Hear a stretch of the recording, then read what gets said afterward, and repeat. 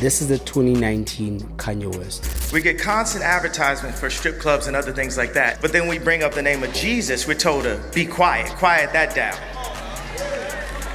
So the devil's gonna come and do everything he can to distract people from knowing how to fully be in service to the Lord. And all of that arrogance and confidence and cockiness that y'all seen me use before, God is now using for him.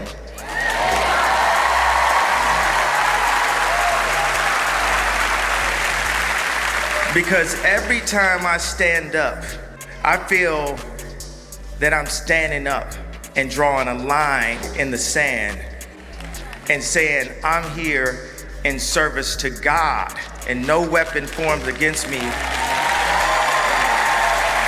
shall prosper. And this is the 2024 Kanye West. I had so much to do, I ain't had time to pray. So that's what my issue is, and look where I'm at today. So I'll be surprised that I'm still alive every day. How did you not so-called disappear? Because I'm God. Well, the honest truth is that we have been here before, right before Kanye West had an encounter with Jesus. And we got this other thing that's also been working for a long time where you don't have to be racist anymore. It's called self-hate. It works on itself. It's like real estate of racism, where just like that, when someone comes up and says something like, I am a God, everybody says, who does he think he is? I just told you who I thought I was, a God. I just told you. That's who I think I am. But this time is different. This Vultures interview they had with Big Boy TV provides a new, different perspective to this whole Kanye West saga. And you need to hear this. Kanye West and Ty Dolla $ign recently did an interview with Big Boy where they were discussing the new collaboration on the project called Vultures. Amongst many other things, they spoke about the first Vultures album going #1, them being independent artists from now on, how the industry works. They also touched on the aspect of family, but most importantly, they touched on the topic of faith, especially on Kanye West's side. And this is what I want us to talk about in this video. All right, let's get into it. What is the difference though when you hear, and music is like life, you know what I'm saying? And life, you're kind of like this, you know what I'm saying? And some people try to put you into a yesterday mode. You know, at one point, we hear, and this is all you. We hear, Jesus is king, we hear this, but that's all you. Then there's sometimes you just want to say, man, but you just want to say, man, this is what I'm feeling right now. Are you in that space where you're comfortable enough to say, this is where I am right now? I'm still a man of God. Jesus still is king, but this is Vultures right now. This is where I am. It is, but I have my issues with Jesus. There's a lot of stuff I went through that I prayed and I didn't see Jesus show up. So I had to put my experience in this world, my experience with my children, my experience with other people, my experience with my account, my experience with my brand, and my experience with the level of music that I was dealing with in my own hands. Like a lot of times I just feel like in our society, in America, people, Christians, we depend on Jesus so much that we won't put the word in ourselves. And the main thing that really that I don't rock with is it's just always like, I'm gonna pray for you. And it's just like, you can actually physically do something yourself too, more than just pray. And we're so in this mentality that's all that needs to happen, but we ain't praying our way out of prison. We ain't praying our way out of the abortion clinics. We ain't praying our way to get our land back that was always ours after gentrification, after the Harlem Renaissance and Black Wall Street was burned to the ground. Them prayers ain't working. We have to apply actual physical building partnerships. And it don't start unless we could really be real with each other and say, this is what I did, this is what I did. Like, I mean, look at this. I know I'm not gonna third rail y'all interview, but look at the power of what happened when me and Kyrie was on the same page. See, that's what's scary. But what they do is they put us each in a silo and say, your grandmother gonna lose her crib and this gonna, you know how many threats we've been dealt with? And I didn't pray my way through them threats either. I had to get up and do it myself. I had so much to do, I ain't had time to pray. So that's what my issue is, and look at where I'm at today.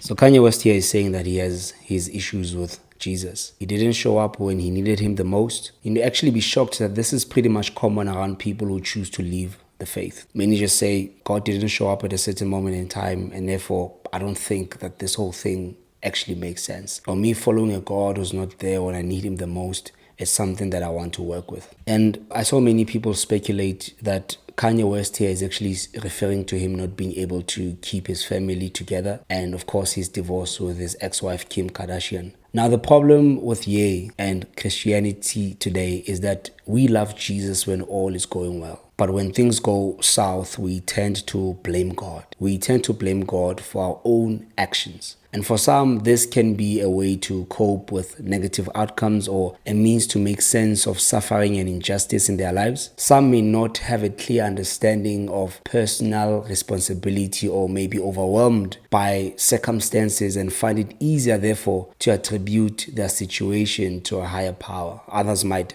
just struggle with the philosophical questions of free will and destiny, leading them to question God's role in their lives. Ultimately, the tendency to blame God reflects the complex ways in which individuals grapple with their faith, grapple with accountability, and the search for meaning in the face of adversity. For Kanye West, this seems to have been the case. Kanye also seems to have a struggle with this whole notion of people saying they're going to pray for you when the person is actually in a good position to do something about your situation. You can tell that he was struggling to reconcile the idea of faith and works, which actually James speaks about in James chapter 2. And also you can see that he was struggling with the aspect of just waiting on God. When you consider the essence of James chapter 2, the essence is that faith is not merely a matter of belief, but it requires action to be alive and genuine. It emphasizes that true faith manifests in deeds and that it reflects one's belief. James argues that faith without accompanying actions is lifeless as a body without the spirit. He uses the example of Abraham and Rahab to illustrate that their faith was proven by their works. Thus, the chapter itself conveys that while faith is the foundation of everything, it must be expressed through actions to be considered valid and vibrant. However, any work done without faith being its foundation doesn't glorify God. And Kanye West's work stems from him and his ego and not from God and his glory. Now that's the difference here. And I also feel like Kanye West's faith and perspective of God was always mushed and mixed with the drama and politics around him. The threats that he's mentioning, his music, his fame, I feel like he never got a chance to actually make sense of all these things individually and then reconcile them as one. And if this is the case, then we can't be sure if he truly had a genuine encounter with God and had placed true faith in Jesus Christ. I've always actually found this fact to be true, that how you come to the faith matters. If you didn't receive the full gospel upon receiving Christ, your faith will always be shaky or non-existent, since the foundations in which your faith is built upon were not solid in the first place. Secondly, if someone comes to the faith with God just being an addition and not the center of it all, then that person will likely fall away with time, since they were not fully invested in God in the first place. And for Kanye West, we can argue that both of these things are true. The artists are, there's a joke. That's why I'd be like surprised I'm still alive. There's an industry joke.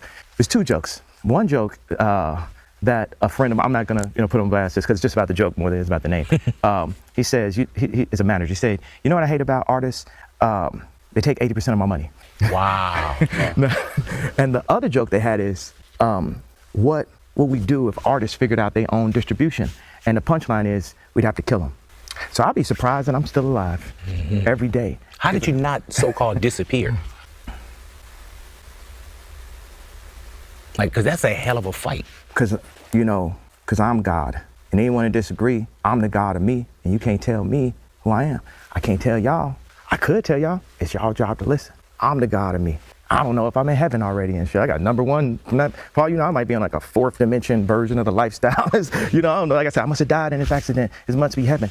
It's actually so funny. I saw some Christians negatively react to this segment of the conversation. How dare does he call himself God? Some people just lost it. All I see here is a man who's lost. He might say that he's God, but I don't think he truly believes it. Kanye West, throughout his music, has often held this ridiculous position. But time and time again, we have seen him become miserable, hurt, and lose those he loves. God is in complete control, and there's no way Kanye West can claim the very same thing concerning his life, in which is a mess at this point. What I see here is a man who is hurt, who feels that he has to keep going, who struggles with reliance, which in itself is tough for many Christians. But unfortunately with Kanye West, you can see that he never really had time to hone in and work around that aspect of his faith. Kanye is the God of self. And I remember teaching on this. You can actually watch the video after you watch this one. And I'd like to argue that that's often all of us. Although some might not want to say it or be proud to say it, rightfully so, like Kanye West did here. But all of us are often susceptible to this way of life. That when we choose anything else except God, when we choose our desires, our passions, ourselves,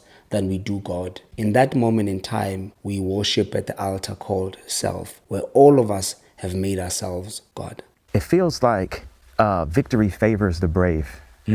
Like the people that lean into it, that give, because all like ears, it just threats at the end of the day. It's like, why should you fear? You know, it's another thing I don't like in Christianity, the fear of God. If God is love, why should you fear him?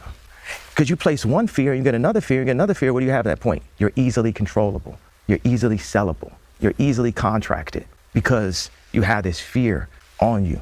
Like everybody gonna die eventually, but I'm gonna live my entire life with zero fear. Fear of a contract, fear of perception, fear of getting my black card denied. Fear. I'm not gonna jump in front of a train. Right. Be conscious. Right. You know, ain't nobody finna tell me shit, call me shit, tell nobody around me shit, play with nobody around me. None of that. It's straight from Pink Polo. I got a chip on my shoulder. I'm the lawyer from Carlito's Way.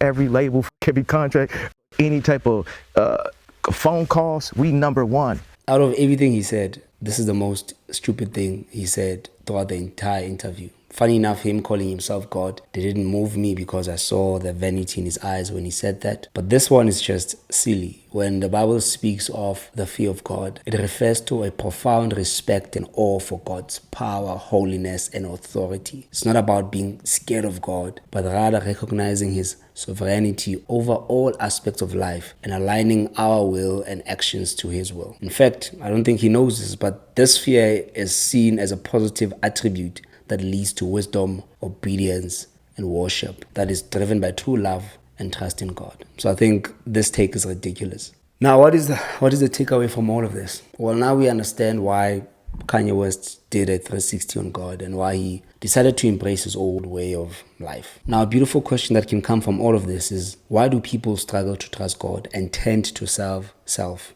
Well, we discussed this thing on this video somewhere here. Until the next video, rest in peace.